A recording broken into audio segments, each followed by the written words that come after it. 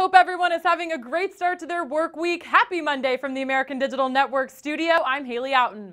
Thanks for tuning in to an all-new episode of Mondays with Mike, featuring none other than basketball analyst Mike O'Donnell, who now joins us here in the studio via Skype.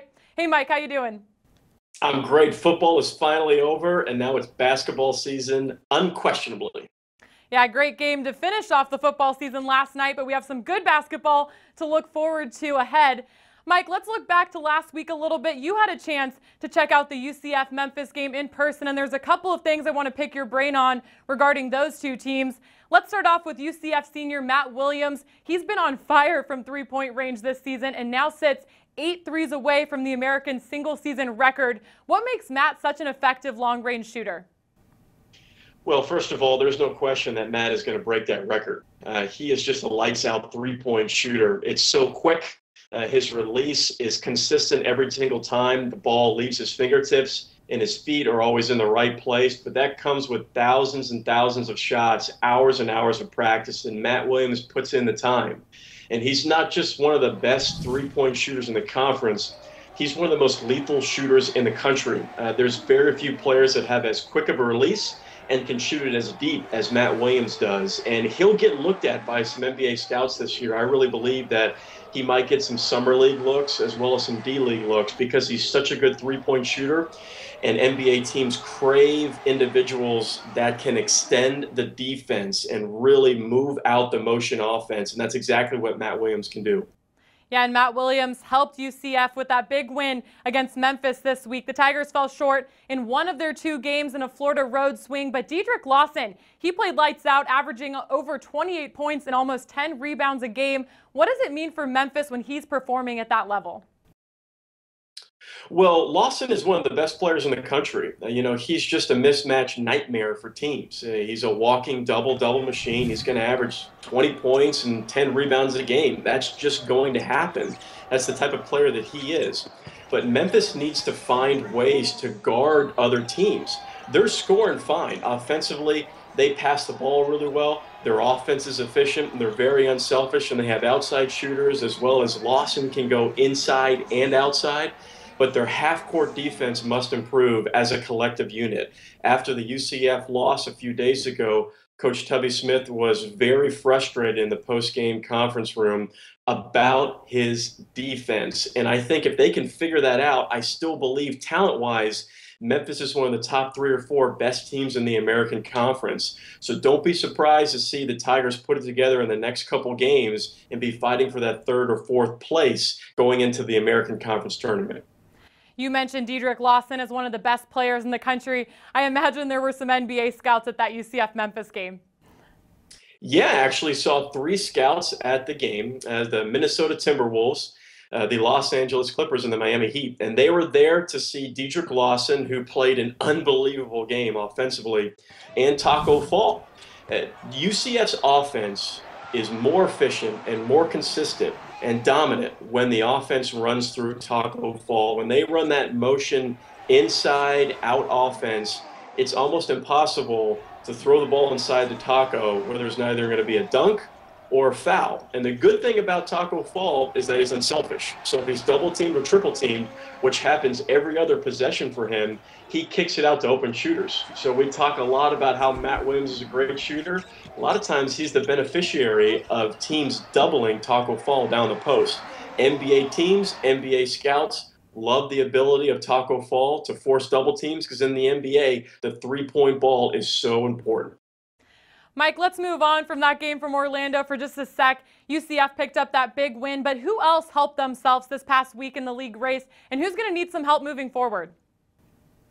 Yeah, Cincinnati and SMU were incredible. Both won games last week that they were just dominant. And for Cincinnati, they beat a surging Tulsa team at Tulsa, and they absolutely trounced UConn at home. Just an unbelievably dominant performance for the Bearcats. SMU beat East Carolina by, excuse me if I say this the wrong way, but 40 points. That does not happen. SMU is playing lights out basketball right now, and they are chemistry-wise the best team in the conference. They are playing at another level at a offensive efficiency rate right now with their 5 guys on the floor sharing the ball. All 5 guys are expected to be in double figures every time they step onto the court, and SMU is just playing really good. And they just hit their 4th straight 20-win season, so congrats to the SMU Mustangs program. For Tulsa, I think that's the one team that really needs some help. You know, they dropped 2 in a row against Cincinnati and SMU. They're playing great defense, but they can't score. And they only scored 55 points against Cincinnati and only 53 against SMU. So they're sitting at 6-4 in the conference and 5th place overall. And it only gets tougher from here because then they play at Memphis and then host Houston at home. And so Tulsa needs to get 1 out of 2 of those games because you can't afford to lose 4 games in a row and get stuck in that middle of the pack if you're trying to fight for that bye in the conference tournament. Yeah, Houston's a team that's sitting right there near the top of the standings. They haven't played a game in about a week now, and they hit the road for a couple of tough tests in the coming days. Can the Cougars maintain their momentum on the road this week? I think so. For me, they're the 3rd best team in the conference right now, unequivocally. They offensively are absolutely lights out, and they're starting to put the pieces together defensively as well. And they are playing at another level with their duo, the dynamic duo, maybe one of the best 2 players in the American Conference in Rod Bray Jr. and Damian Dotson. They both can play inside out. They can beat you in a variety of ways. They can score 20, and they're going to rebound the ball at the same time. So I really like this Houston Cougars team, but the remaining schedule is tough. It's daunting, and you have to play Tulsa, SMU, Memphis, and Cincinnati in the last couple of games of the season. So Houston needs to come ready to play. It is grind out and grit time to fight and hold that 3rd place finish for the Houston Cougars. Yeah, you mentioned Houston playing at Tulsa this week, without question, one to circle. But what are your other key matchups this week that could impact the standings and postseason play? Well, the big one is Cincinnati at SMU on Sunday. Moody Coliseum is going to be absolutely insane. I can't wait to watch that game on Sunday. SMU's only loss in the conference is to Cincinnati. And I feel that both teams are playing at a high level right now. You have 2 top 25 teams just released by the AP poll, so something's got to give. Both teams are good offensively, both defensively, but it's really going to come down to limiting turnovers and free throws at the end of the game. I don't expect that game to go anywhere higher than 5 points difference throughout the course of the game. It's going to be a fun one. I'm also really excited about the UConn at UCF game.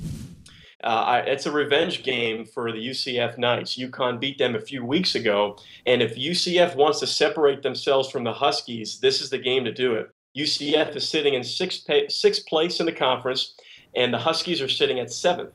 And it's going to be a huge matchup inside between Taco Fall of UCF and Amita Brima of the Huskies. That is going to be a war in the paint that I can't wait to watch.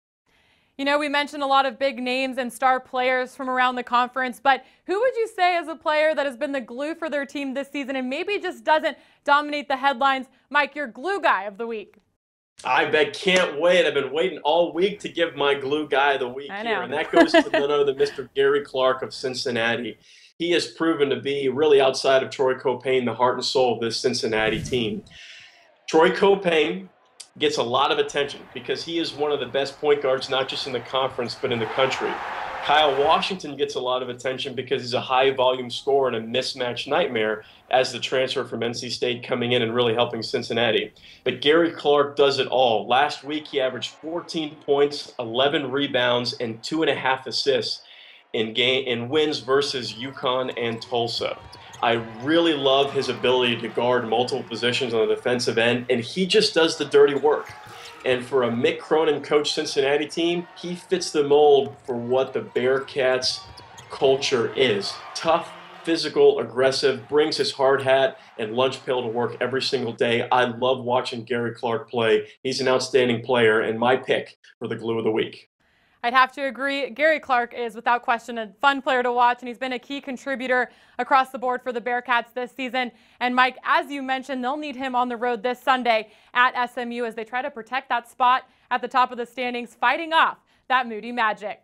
All right, Mike, should be a great week of basketball ahead, and we look forward to getting your thoughts after some of the drama unfolds next Monday. Looking forward to it, Haley. Thank you. All right, well, thanks for joining Mike and myself today. If you have any questions you'd like answered on our show next week, send them our way on Twitter at American_MBB using the hashtag Mondays with Mike. We'll see you then.